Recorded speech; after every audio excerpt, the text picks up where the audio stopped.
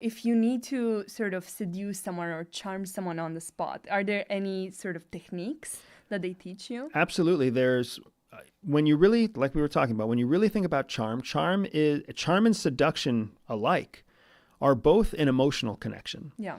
So I don't want you to think of it in terms of a sexual connection.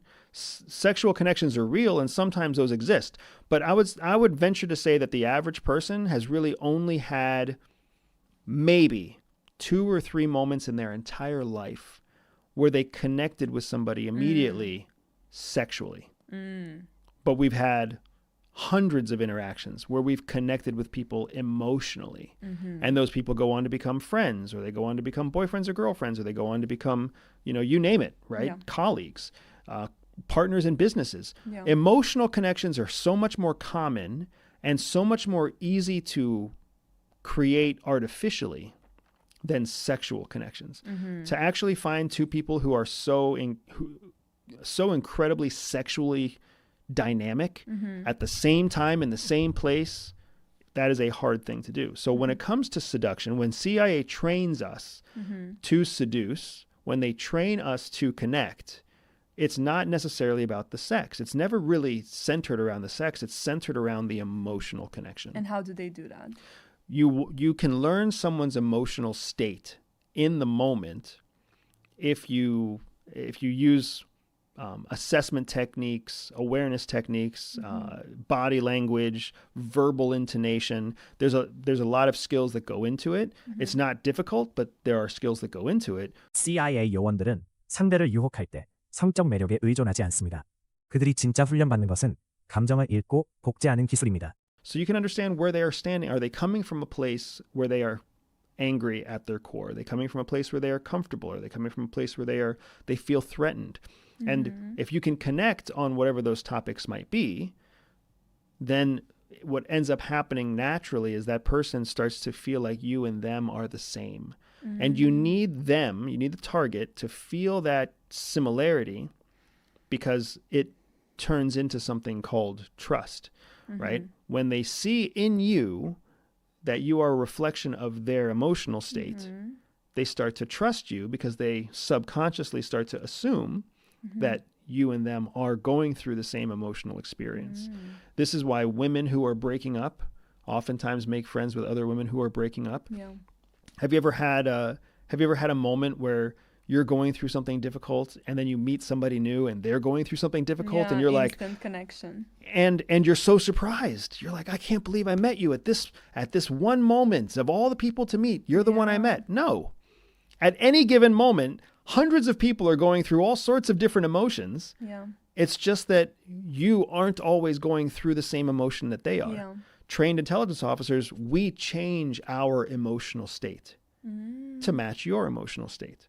How do you do that? Are there some practical techniques? It's all fabrication. That's what we call artificial relationship building. So as an example, if you and I were having a conversation and I wanted to get you to believe that I was in the same emotional state as you, first, I would ask questions. I wouldn't tell stories. I wouldn't talk. I would ask you questions. Where are you going? How was your day? Tell me how you felt about this. Tell me how you felt about that.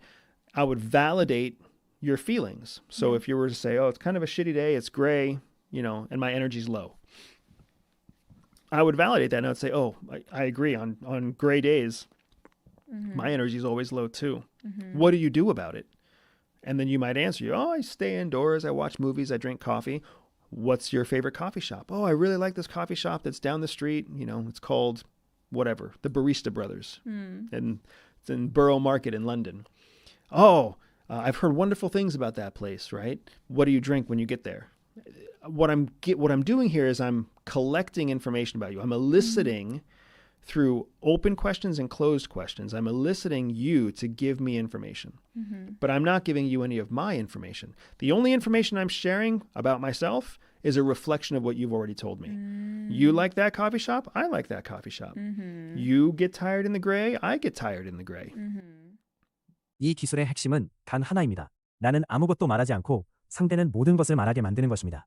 how much did you find yourself struggling to remember that wasn't a real conversation? Yeah, definitely. I had to keep reminding myself, like, wow, that's really interesting. You know, we're connecting, but I had to remind myself, like, oh, this isn't real. This isn't real. We're Yeah. not connecting. Yeah. I was there exclusively just to learn information about you. So, Yeah. so let me tell you what I elicited from you. Yeah. Because remember, I didn't ask these things directly, but this is what I learned Yeah. from you just talking. Yeah. Okay?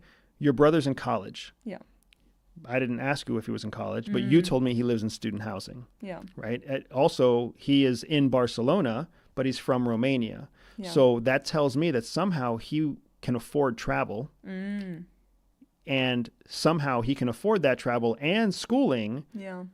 but he himself probably doesn't work or doesn't work very much. So that tells me that your parents have some kind of funding source. Your parents are paying for it, most likely. Yeah.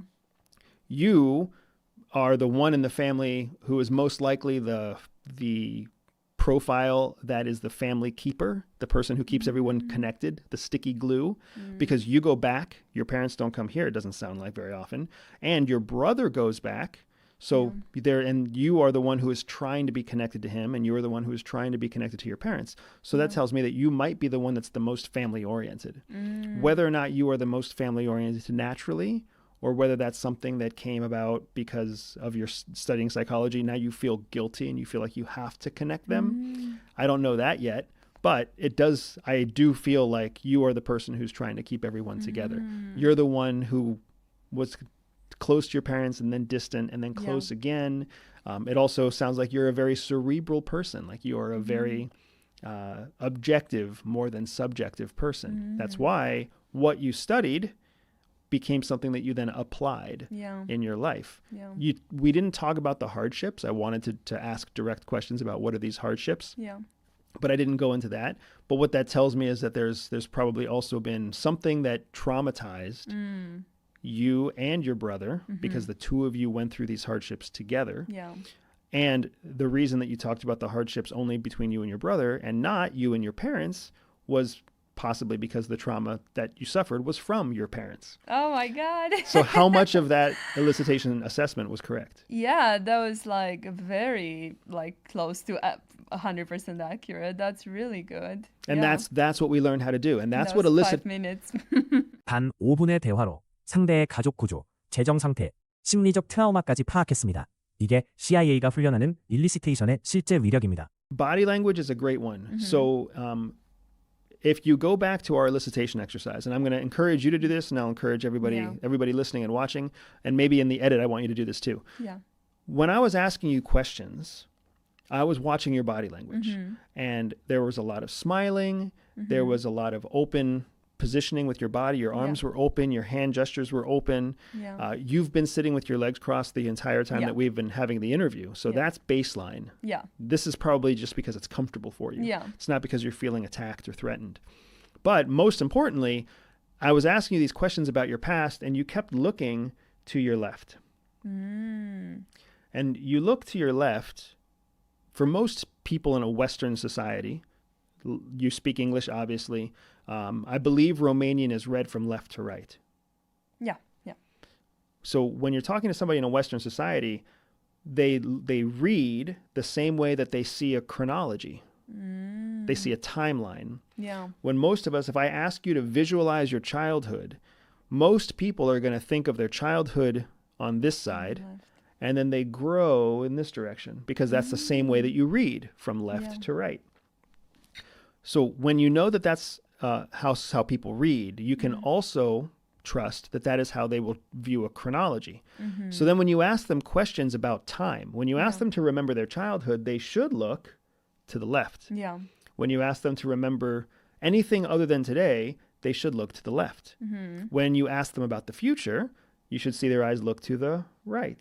When you ask them to create something that isn't a memory, they should look to the right, right? So that's what I was doing with you during our elicitation. And you'll see that in the playback. You'll see how I ask you a question about childhood or about the past,